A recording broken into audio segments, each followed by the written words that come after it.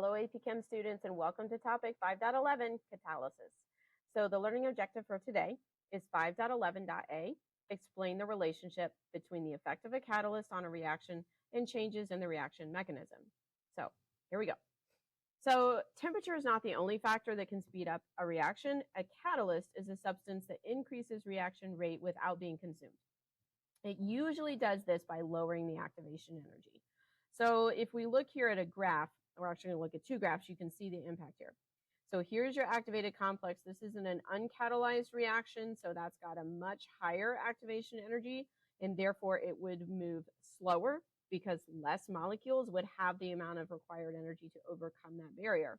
When you have a catalyzed reaction, you have a much lower activation energy, and therefore more species are going to be able to successfully react because of that lowered activation energy barrier. So we can see it on this type of graph as well. So this is that Maxwell-Boltzmann distribution.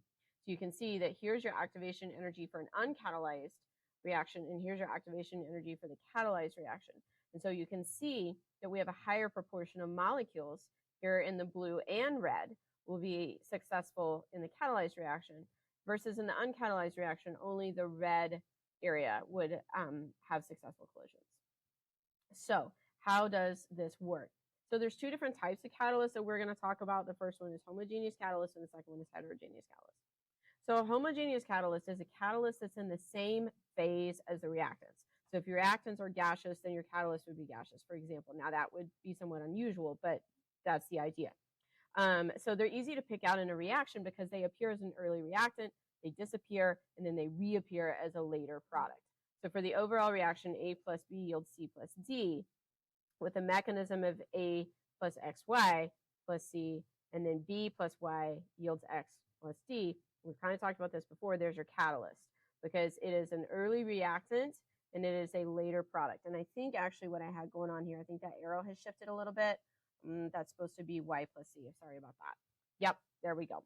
Hang on, let me fix that for a second. Okay, there we go. That's much better. So there's your intermediate. So your catalyst was back here and your intermediate is there. All right. So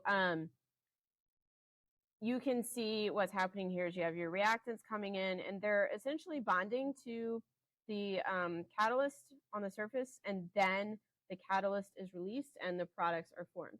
And so what happens here is, again, that the catalyst just provides a way in which the reaction happens with a lower activation energy, but the catalyst itself is not consumed. Now, it is used, so it is not, one catalyst can typically only, not all the time, but a lot of times one catalyst can only facilitate one reaction at a time. So that's not to say that it is limitless. It does have limits, but it is released, and then that catalyst is reusable. So once it is released from one reaction, it is available to catalyze another one. So then heterogeneous catalysts are catalysts that are in a different phase. So they work by providing a surface on which the reaction can take place. So for example, here you can see a catalyst surface, like maybe a solid surface, and then these could be, for example, aqueous reactants and products. So in this case, whoops, I thought I had more text. In this case, the reactants will form a bond of some kind. It could just be an intermolecular attraction, or it could be an actual covalent bond. And then they will react at the surface, and then they'll be released from the surface to go on their way. So within catalysts, we're going to look at three different classes of catalysts. So there's lots of different things that you can do with catalysts, but we're going to talk about three generally for a minute. So the first one is acid-base catalyst. So in this case, the reactant gains or loses protons, which changes the rate.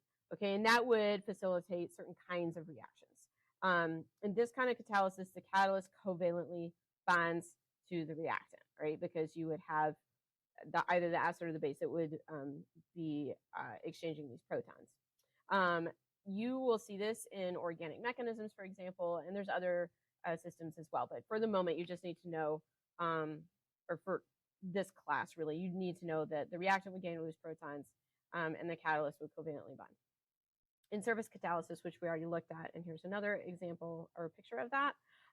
In this case, you will see that the new reactant or intermediate binds, which means it forms a covalent bond with the surface, introducing different elementary reactions or new intermediates, thanks to that surface being present. the probability of successful collisions is improved, and that's what actually helps this speed up. And then you have enzyme catalysis. Enzymes are special. They catalyze biological processes that without an enzyme sometimes are nearly impossible because of the complex chemistry that has to occur. So you'll talk about enzymes much more if you take AP biology, and then if you go on into chemistry, biochemistry's got some neat conversations about catalysts, but in enzymes. But in an enzyme, your substrates enter what's called the active site, and then again, we talked about this on the last slide, that enzyme is then only available for that reaction to happen one time in this moment when the substrates are bound to it. But then once it performs the reaction, then the product is released, and then that enzyme is available once again to catalyze another reaction. And so they are nearly infinitely recyclable. So then enzyme catalysis, the catalyst is bound to the reactant and an area of the enzyme that facilitates the reaction called the active site. And it occurs in biological systems. So there is binding that occurs at the active site of enzymes as well. So in all three of these cases, we generally see a covalent bind that's involved. Sometimes you see, again, catalysis that's more intermolecular forces of attraction that occur. But you can kind of think through the system that's given to you and decide what's happening. That's it.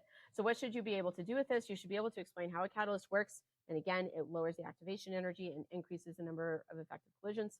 Modify a reaction profile to show the change, so lower that hump. And identify the presence of a covalent bond between a catalyst and a reactant or an intermediate. And that is it. And also, and I think we already mentioned this back in the mechanisms, but you should also be able to pick out a catalyst in the mechanism, which is that it will be an early reactant and later product. So that is it for Unit 5. And then Unit 6 will be thermochemistry. So I'll see you for that conversation soon.